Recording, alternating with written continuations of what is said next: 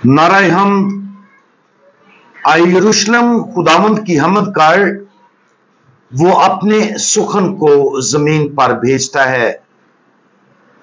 आज हम मुकद्दस लूका की अंजील उसका 11वां बाब और उसकी आयात 53 और 54 पर ध्यान ज्ञान करेंगे। और आज हम साजिशों पर काबू पाना इसके बारे में सुनेंगे।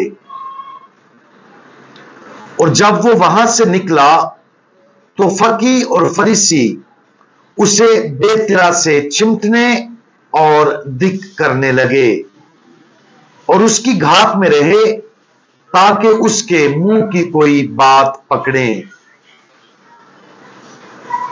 पिछले कुछ दिनों से हम मुकद्दस लूका की अंजील में देख रहे हैं कि खुदावंद यीशु मसीह फकीयों, फरीसियों और शरीयत के उलमा की सरजनिश अफसोस तुम पर बोलकर कर रहे हैं। आज की अंजील मुकद्दस मोहब्बत की उन डांटों का ये बताकर खत्म होती है कि उन मजहबी रहनुमाओं ने खुद को तब्दील करने के बजाय खुदावंद यीशु मसीह के खिलाफ साजिशें करना शुरू कर दी ताकि उसके मुंह की कोई बात पकड़े। ऐसा ही होता है जब लोग हमला करने के लिए खुदा के मुकद्दस कानून को बतौर हथियार इस्तेमाल करते हैं।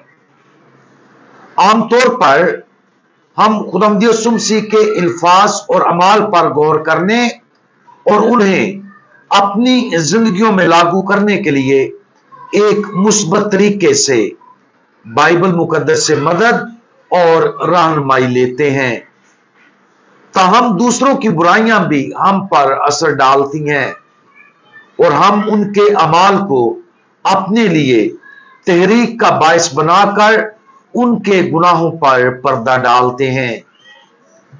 आज की अंजील मुकद्दस में हमें उन मजहबी रहनुमाओं की जुनूनी साजिश पर गौर करने की दावत दी गई है ताकि उस बात पर गौर किया जा सके कि क्या हम भी उनके गुनाहों में शरीक हैं।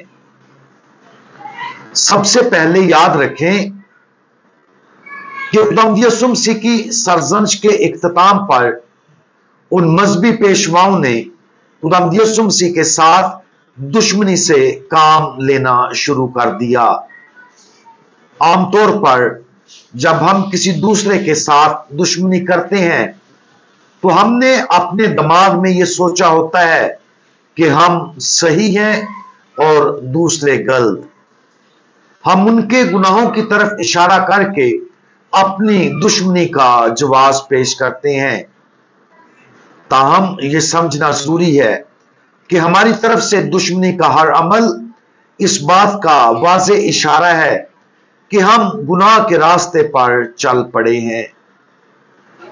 इस बात पर भी गौर करें कि उन मजहबी पेशवाओं ने खुदावंद यीशु मसीह से पूछगिछ करके अपनी दुश्मनी का इजहार किया। दूसरे अल्फाज में गुस्से में वो खुदावंद यीशु मसीह से सवालात करते रहे ताकि उसमें कोई ऐब तलाश करें। उन्होंने मूसा और अंबिया के जरिए दी गई खुदा की शरीयत का इस्तेमाल करते हुए उसे फंसाने की कोशिश की। उन्होंने उस कानून में हेरा फेरी की ताकि वो अपनी दुश्मनी को दुरुस्त साबित कर सकें और अपने गुरूर की वजह से खुदावंद यीशु मसीह पर झूठा इल्जाम लगा सकें। आज हम अपनी जिंदगी के किसी भी वक्त के बारे में सोचें जिसमें हमने अपने आप को किसी हद तक दूसरों के गुनाहों को जानने के लिए जुनूनी हालत में पाया। इस मामले में दुश्मनी गैर फ़ाल भी हो सकती है, यानी ऊपर ऊपर से हम एक मेहरबान मजाज पेश कर सकते हैं लेकिन बातनी तौर पर हम ये सोच रहे होते हैं कि हम उस शख्स की मजम्मत कैसे कर सकते हैं।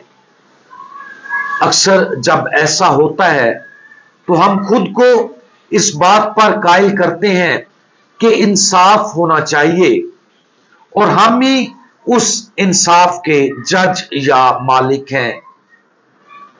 लेकिन अगर खुदा हमारी जिंदगियों पर काबू रखता है तो वो हमें किसी दूसरे के बारे में जुनूनी साजिश करने के लिए नहीं बुलाएगा।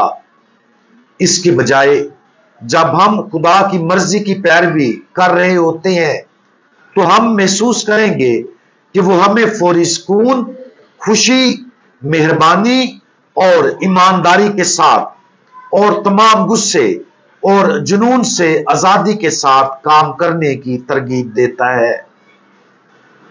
आज किसी भी तरीके पर गौर करें कि जब हमने अपनी जिंदगियों में उस गुमराह कुन रुझान को देखा, अगर हम किसी ऐसे वक्त की निशानदेही कर सकते हैं जब हमने किसी दूसरे के साथ दुश्मनी का मुकाबला किया, तो उसके फल को देखें। क्या हमारे अमाल से खुदा को जलाल मिला? क्या उसने हमें सुकून दिया या मुश्तल किया? क्या हम अपनी सोच में पूरी तरह मारूजी थे? अगर हम इन सवालात के साथ ईमानदार बने तो ऐसी जुनूनी सोच से आजादी का दरियाफ्त होना शुरू हो जाएगा। खुदा चाहता है कि हम अमनो सुकून में रहें। अगर हम पर जुल्म हुआ है तो यकीन रखें कि हमारा खुदावंद उसका अजाला करेगा। हमें अपने हिस्से के लिए मुआफ करने, मुहब्बत के साथ काम करने और अपनी तवज्जो खुदा की मर्जी की तरफ मबजूल करने के लिए मुसलसल काम करना चाहिए, जैसा कि यह हमें खुदावंद की तरफ से नरमी से पेश किया गया है। हम दुआ मांगें। हमारे साबर और मेहरबान खुदावंद, आपके जमाने के बहुत से मजहबी रहनुमाओं ने आप पर झूठे इल्जामात लगाए और आपकी मुजम्मत की, क्योंकि आपने मोहब्बत और दलेरी के साथ सच बोला। जब हम किसी दूसरे के साथ दुश्मनी और गुस्से के साथ बर्ताव करते हैं तो हमें उन गुनाहों से बाज आने में मदद करें, ताकि हम कभी मुजरम न ठहरें, कभी दूसरों के बारे फैसला न करें और कभी भी अपने मकासद के लिए आपके इलाही कानून का इस्तेमाल ना करें।